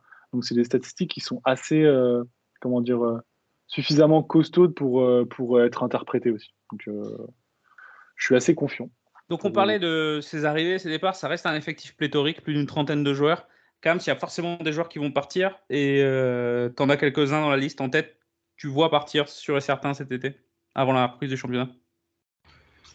Je pense qu'il y aura au moins un joueur offensif qui va partir. Alors, que ce soit Bozok, Gerbic ou peut-être Mofi pour avoir une grosse vente, c'est fort probable. On parlait un moment de l'orienter au Torino. Ouais. Je pense que ça a l'air d'une question de sous surtout, mais l'orienter, ça va se faire visiblement. Bah voilà, un départ qui va sûrement être acté dans les jours à venir. Après, là tout de suite, je vois pas forcément énormément de mouvements parce que il n'y a pas forcément de grosses ventes qui se dégagent à part Mofi et l'orienté. Mais tu fais quoi des 10 ou 12 millions si tu les récupères de l'orienté alors qu'il te faut clairement des ailiers? Bah déjà, non mais 10 millions, c'est la dette annuelle, enfin c'est le déficit du club. Donc déjà, tes 10 millions, ça te permet d'être tranquille, de ne pas être obligé de vendre un Mofi, tu vois. C'est exactement ça. Donc ça, c'est bien. Après, oui, je suis d'accord qu'il faut des ailiers, mais je pense que le club compte à nouveau sur Stéphane Diarra. Ouais. Monsieur Infirmerie, moi aussi j'aimerais croire en lui, mais bon après avec le changement de coach, etc., peut-être qu'il sera plus en confiance et que je touche du bois, les blessures vont le laisser tranquille cette saison. Ça va s'arrêter parce qu'il a changé de cuistot, les gars. Ouais, c'est ça. Apparemment, l'hygiène de vie n'était pas folle non plus parce que c'est un joueur, on est tous d'accord, quand il est en Cannes, on avait tous hâte de le voir jouer l'an dernier. Ah, bien sûr, clairement. Le problème, c'est qu'il se blesse à chaque match, quoi. Non, mais c'est hyper intéressant comme profil. C'est un peu à la Wissa de la belle époque. Mais moi, je trouve juste que, ok, là, en gros, on a vu du Ouattara à gauche, du Diarra à droite. Ok, Diarra, grosse propension à se blesser. Donc, globalement, il ne fera pas plus de 30 matchs. Ça, c'est quasiment sûr. Mais derrière, tu vas faire quoi? Tu as encore Soumano? Tu as Boigard? Tu as quoi? Non, mais Je suis d'accord avec toi, mais le truc, c'est t'as déjà beaucoup de joueurs offensifs et je pense que aller chercher des excentrés, c'est peut-être pas l'idée première en fait. Je pense que t'es parti pour faire la saison avec. Moi, je pense qu'il compte vraiment sur Diarra pour le coup. Boigard, je le vois en numéro 3 à mon avis. Et ouais, il faudrait peut-être qu'il compte aussi sur les jeunes. Alors, j'ai pas compris, Bourlet est pas dans le groupe pour le stage de pré-saison. Et quelqu'un a une explication pour ça? Il est blessé, il a. Lucas, qui est son agent, enfin, Toka Kadebi, là, sur Bourles.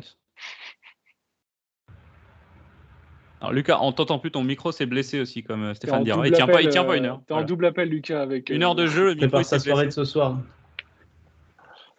Non, Bourles, apparemment, c'est un prêt en Ligue 2 ou national qui est envisagé. Après, je comprends pas non plus pourquoi il n'a pas été dans le groupe de pré-saison. D'accord.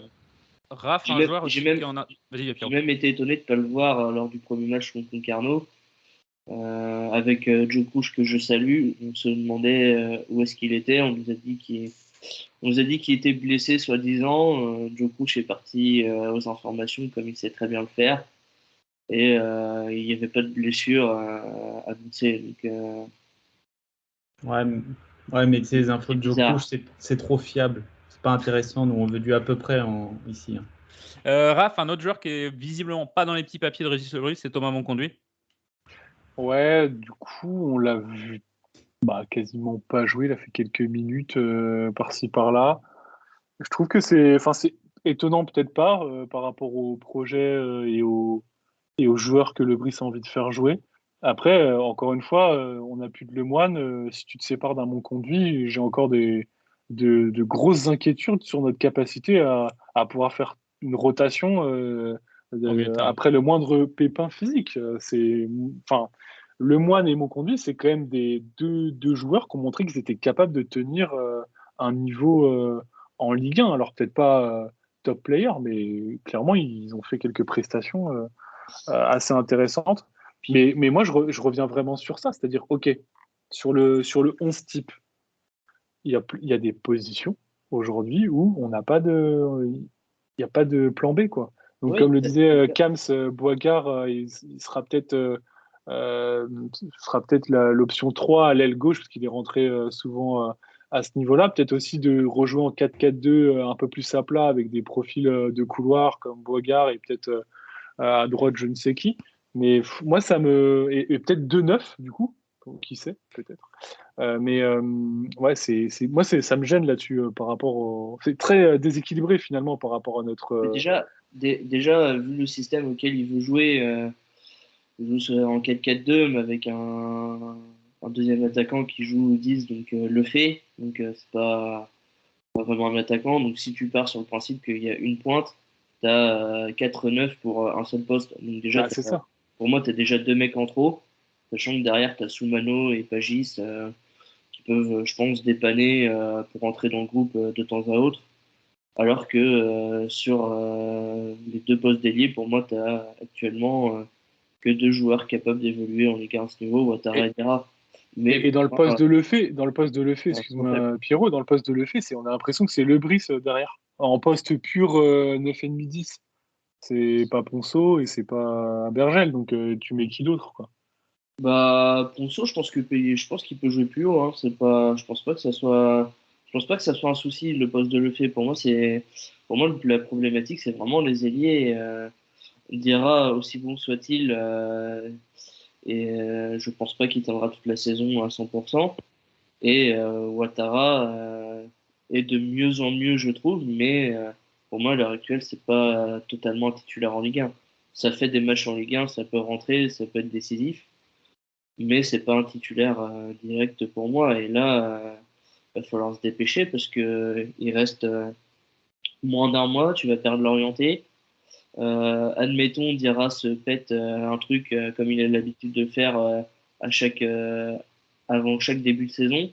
Là, tu te retrouves comme un con à 3 semaines du mercato et tu vas faire un panic oui sur je sais pas qui et on va encore pleurer pendant 1 an, quoi. Il y a des rumeurs sur un milieu de terrain, Pierrot, qui circulent. On a entendu parler de Georges Kevin Nkoudou, donc ça sent quand même la fausse bonne idée, ça, voire même la très mauvaise idée directement. Mais visiblement, c'est au milieu de terrain où ça circule, où ça cherche, quoi. Nkoudou, pour moi, c'est clairement la mauvaise idée. Tu fais pas jouer le meilleur joueur turc du championnat et tu vas prendre un joueur qui fait une saison plutôt ratée là-bas. Complètement d'accord. Déjà, rien que ça n'a aucun sens. C'est ça. Donc, bon.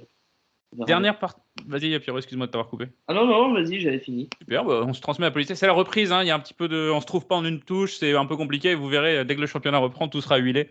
Voilà ce qu'on pouvait dire en tout cas sur l'effectif, etc. On va voir, ça va s'affiner évidemment dans les jours qui viennent. On sera évidemment en direct le soir de la clôture du Mercato, qui est cette année le 1er septembre, un jeudi, il me semble. Nous serons en direct pour Ferry Time 4 ou 5, je ne sais plus. Et on va essayer de faire ça sur Twitch à nouveau cette année, en espérant que la bécane tienne le coup. Dernière partie de cette méga preview, et puis on passera aux questions de nos auditeurs. On voulait revenir un petit peu sur la situation d'Enzo Lefebvre, qui a confirmé qu'il restait au FC Lorient, Lucas, mais qui n'a toujours pas prolongé. Et ben, Lucas n'a toujours pas de micro. Lucas, va falloir faire quelque chose. Raph, Lefebvre donc, qui n'a toujours pas prolongé, mais qui reste au FC Lorient. Franchement, je sais pas trop quoi en penser sur la forme. Je trouve que j'ai pas forcément aimé. Alors tu peux revenir justement sur la forme. Ouais. Du coup, globalement, il a fait un space par l'intermédiaire de son homme à tout faire, si je puis dire. Son conseiller, on dit conseiller. Son conseiller. Son entourage. Après, qu'il ait un amour pour le club, je pense que c'est incontestable. Après, je trouve que du coup, ça fait un peu partie aussi de faire monter les enchères, etc. C'est de la com aussi pour faire monter un petit peu la sauce. Donc, je trouve que, je dirais pas, c'est prendre le club en otage parce que les mots sont trop forts, mais je trouve que c'est pas forcément respecter l'institution. Peut-être que mes mots sont assez durs. Et après, la forme aussi, je la trouve un peu dégueulasse, même si on en a appris tout de même. Donc, je sais pas, je reste un petit peu. C'est un peu. Ce qu'on sait j'ai sur du mal le à cas m'exprimer Lefebvre, là-dessus parce que. Ce qu'on sait sur le cas Lefebvre à l'heure où on parle, c'est que il demande une revalorisation salariale. Bon, après tout, pourquoi pas. Hein, je sais pas si mérité ou pas, c'est pas notre rôle de le dire, mais en tout cas, pourquoi pas. Il demande plus de responsabilités, donc ça veut dire il demande le brassard, capitaine ou vice-capitaine. Ça s'étale sur les réseaux sociaux d'une manière qui n'est pas très jolie. En mettant un coup de pression en disant de toute façon, si Enzo Lefebvre ne prolonge pas, de toute façon, il reste. Donc en juin prochain, il part, il n'aura plus qu'un an de contrat dans la poche. Donc on sait très bien que le club le vendra à un prix dérisoire comparé à la valeur d'Enzo Lefebvre en juin prochain. Et surtout, ce qu'il faut mettre en compte dans l'équation, c'est qu'Enzo Lefebvre, il change d'agent en février dernier. Le nouvel agent, s'il veut faire fructifier ça, il lui faut une nouvelle signature ou un transfert. Donc, est-ce que ça fait pas partie aussi de l'équation, c'est-à-dire que c'est une simple question de pognon. Et là, ça rejoint ce que tu dis, Raph, je trouve, c'est oui, je suis amoureux du club, tout ça, ok, très bien. Tu as une belle revalorisation, selon Loïc Ferry, c'est le plus haut salaire du club, de l'histoire du club. On peut imaginer que ça tourne à 150 000. C'est à peu près les chiffres. On sait qu'un Garbage, c'est 100, 110. Les chiffres qui tournent est autour de 150 000. Tu veux le brassard, allez, pourquoi pas, même si moi, j'ai pas vu Enzo Lefebvre comme un leader sur le terrain. Lucas, si tu as retrouvé le micro, n'hésite pas à intervenir, on sait que c'est ton poulain. Mais bon, pourquoi pas, tu veux plus de responsabilité, c'est bien, hein, après c'est tout à ton honneur. Maintenant, il faut prendre une décision, quoi. C'est un peu long. Non, mais surtout qu'il a le coach avec lui, il le met au centre du projet. Je pense que les coéquipiers autour sont contents de jouer avec lui. Il y a tout qui va bien. Mais je trouve que c'est dommage de traîner sur ce volet-là, alors que maintenant, il faut taffer, quoi. En fait, et donner plus de visibilité au club aussi pour l'avenir, quoi. Je tente de me reconnecter avec Malte. Lucas ? Oui, vous m'entendez ? Yes. Très bien. Non, moi, ce que je voulais dire, c'est que par rapport à ce que son conseiller a dit déjà, c'est que là, c'est la balle est dans le... C'est le club, en fait, qui a reçu une contre-proposition Donc ça, est-ce que c'est vrai ou pas? Ça, on peut pas savoir. Mais moi, je suis d'accord avec sur le fait que sur la forme, c'est pas en fait, le club, c'est pas comme ça qu'on doit exprimer en une prolongation le fait qu'on reste.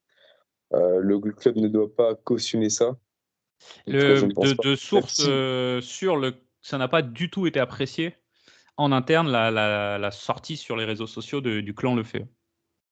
Parce que nous, en tant que supporters, peut-être qu'on apprécie le savoir en direct, c'est une forme différente. Peut-être une partie en tout cas apprécie.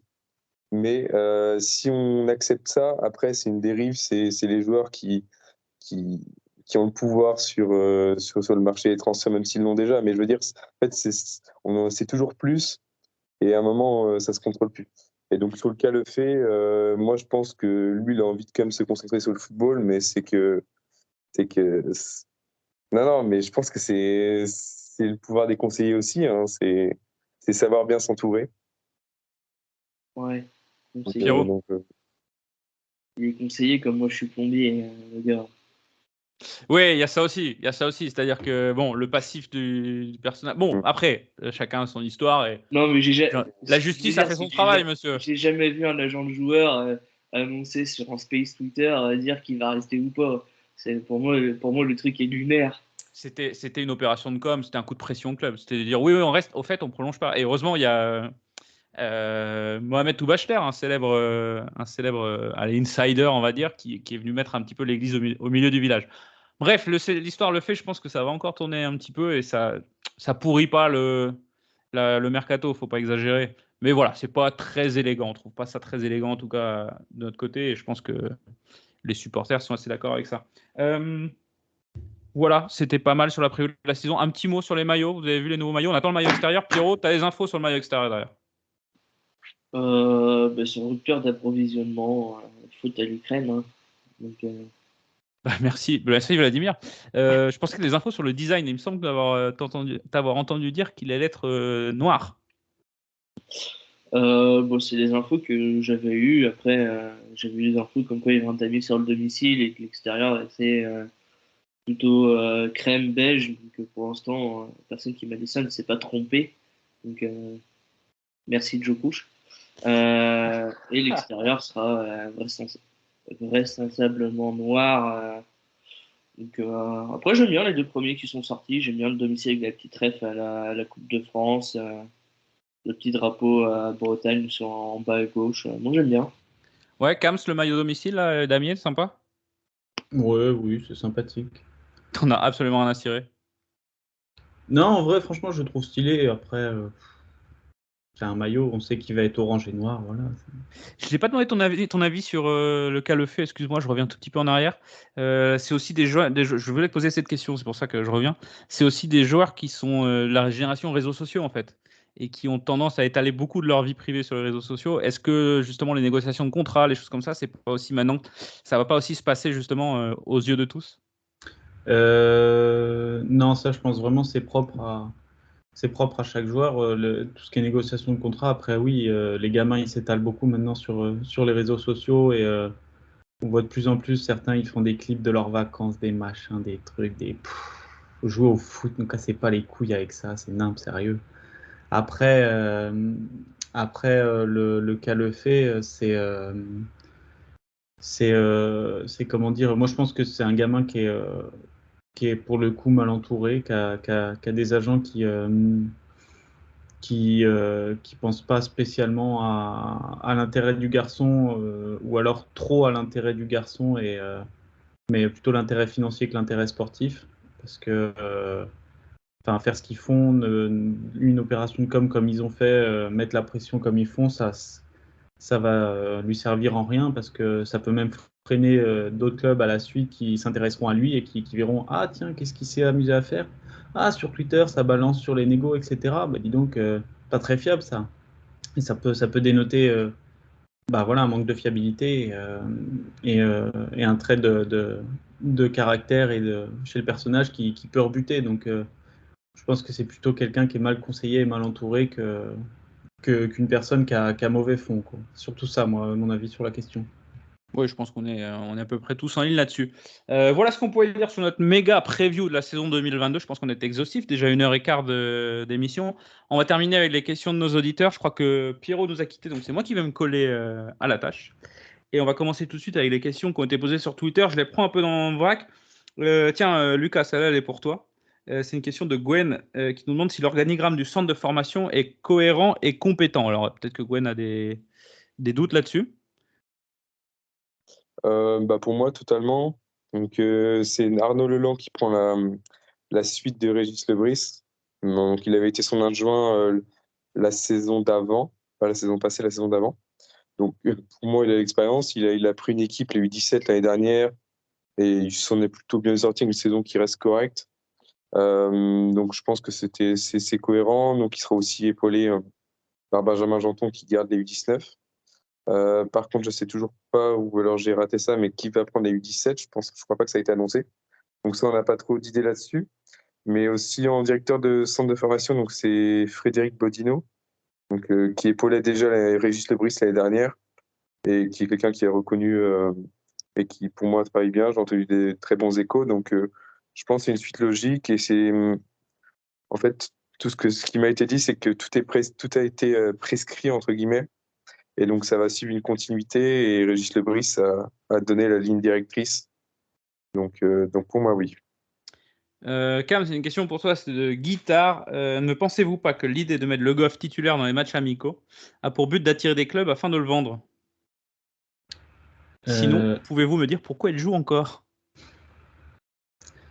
Non, je pense pas que ce soit ça, parce que dans les matchs amicaux, tu prépares typiquement ta saison et les choses que tu veux mettre en place. Alors, je pense pas que ce soit dans l'idée de le vendre. Et puis, les matchs amicaux, c'est pas les matchs les plus regardés. Les matchs les plus regardés, c'est les matchs de championnat. C'est vraiment rare que tu recrutes un joueur sur.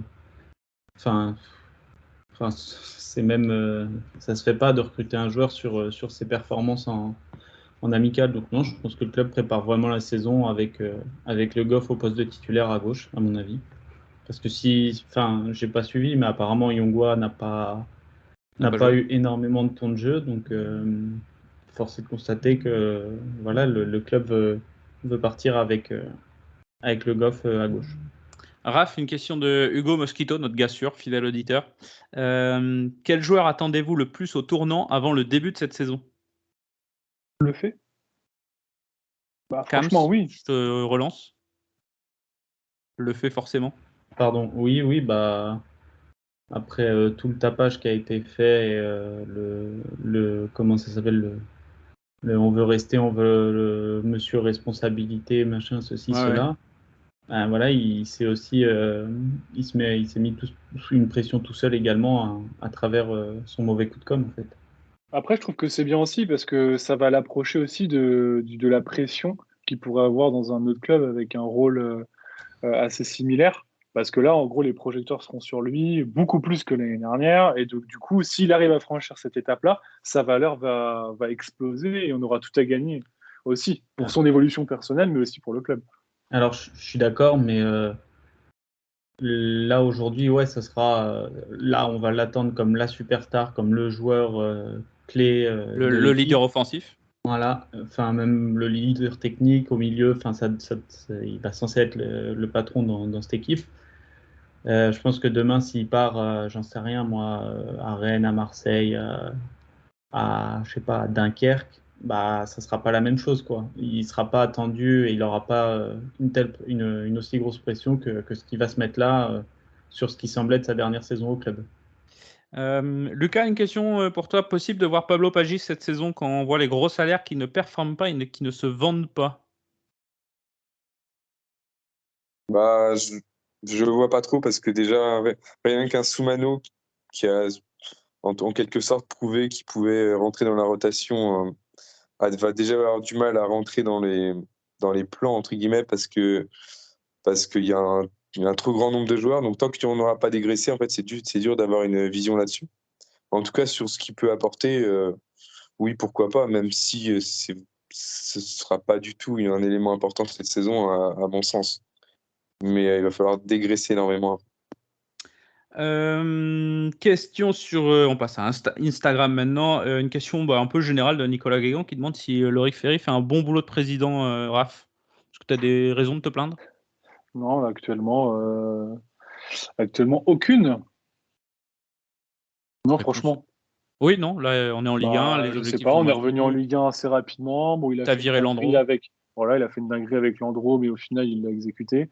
Et puis, il a trouvé le bon gars pour remonter. Les finances du club sont OK. On passe l'épreuve de la DNCG après un épisode Covid qui a pas forcément été facile pour tous les clubs. Aujourd'hui, on n'est pas de zéro non plus sur notre capacité à aller recruter. Non, franchement, ça va. Et il a aussi poser une option majeure et en tout cas une politique où il a voulu du renouveau alors que, enfin, il est joueur en tout cas. Il est joueur et il n'a pas peur de jouer. Kams? À ça, j'ajouterais qu'il a su faire confiance aux bonnes personnes, alors que ce soit au niveau de l'équipe première, avec, donc, comme disait Raph, Pélissier, et on peut le dire aussi avec Leroux. Mais il a aussi su donner toute sa confiance à Régis Lebris, qui a fait un travail de qualité au centre, et on le voit avec des jeunes qui sortent et qui ont le niveau pour jouer en Ligue 1 à la sortie du centre de formation. Donc oui, il n'y a rien à reprocher à Loïc Ferry. Ça parle centre de formation. Lucas lève la main. Vas-y, Lucas. Non, je voulais juste être. Non, donc là, je confirme ce que les deux propos, je suis totalement d'accord.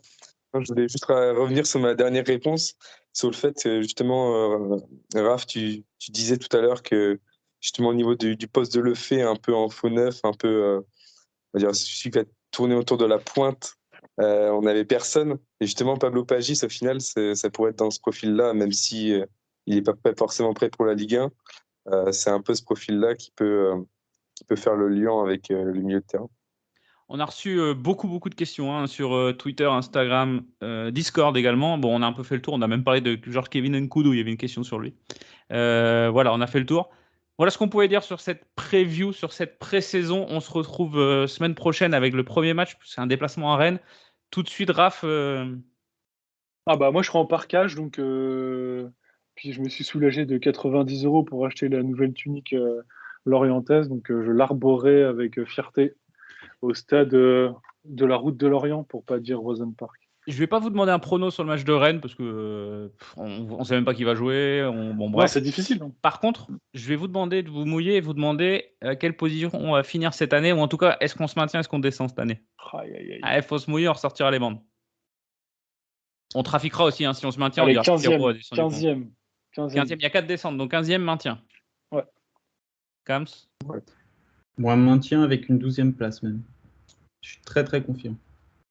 Ah oui, c'est beau ça. Lucas? Moi aussi, je dis 13e place, on va dire. On se maintiendra avec le jeu. Moi, j'ai du mal à...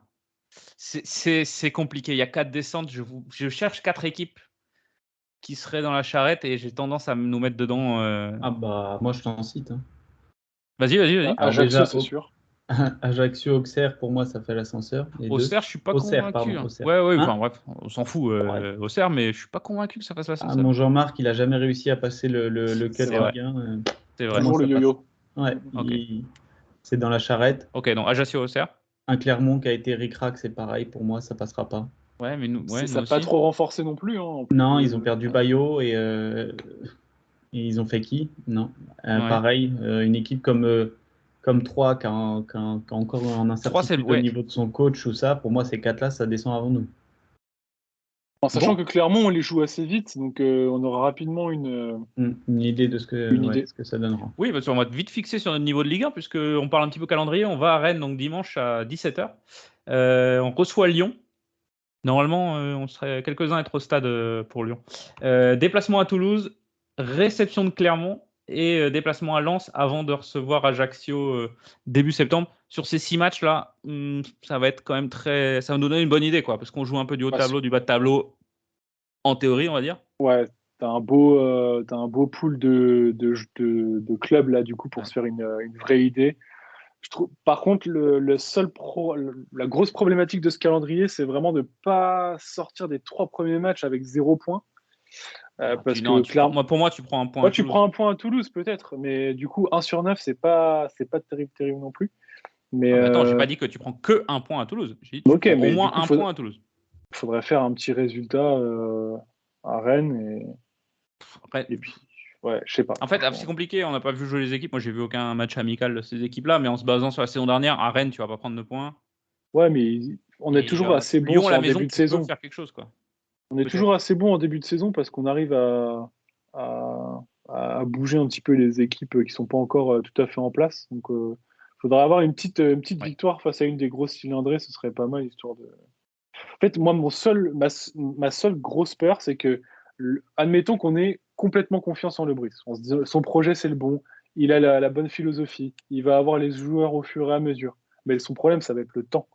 Il faut qu'il ait au moins 10 matchs pour roder tout ça. Sauf qu'au bout de 4 matchs, 5 matchs, tu fais une contre-perf face à Clermont, à Ajaccio, tu prends le bouillon et tu te retrouves avec 3 points ou 4 points au bout de 6 matchs. Là, c'est chaud. Les joueurs vont se regarder, ils vont se dire merde, c'était peut-être pas la bonne chose à faire. Donc, c'est vraiment ça le plus gros risque, c'est la perte de confiance dans ce renouveau. Par contre, si c'est l'inverse, ça peut être incroyable. C'est ça. C'est comme tu dis. Bon, de toute façon, ce qui est bien avec ce calendrier cette année, puisque ça va être très compacté la première partie de saison, c'est qu'on va vite être fixé. Avant le mondial de mer de Qatar, tout le monde le sait. On va vite être fixé, donc du coup, on aura le temps de regarder ça tranquillement. On se retrouve, nous, pour notre part, la semaine prochaine. On fera un petit débrief de Rennes-Lorient, pardon. Cet épisode est disponible sur toutes les plateformes, évidemment, et devrait être, si la technique foire pas, devrait être disponible sur YouTube. Format audio, on n'a pas envie de... On est habillé n'importe comment en plus là, donc on n'a pas envie on va pas montrer ça, on va pas vous infliger ça sur YouTube, mais ce sera disponible sur YouTube. On se retrouvera sur Twitch un petit peu plus souvent cette saison, sous réserve que ça fonctionne techniquement. Et puis un petit peu de space sur Twitter. Voilà, on va essayer de varier les plaisirs. Merci les gars, je salue Pierrot qui est parti, Kams, Lucas et Raph, merci beaucoup. Merci d'être toujours aussi nombreux à nous suivre sur les réseaux sociaux et à nous écouter. Bonne saison à tous. Salut. Salut. Vincent Le Goff, président.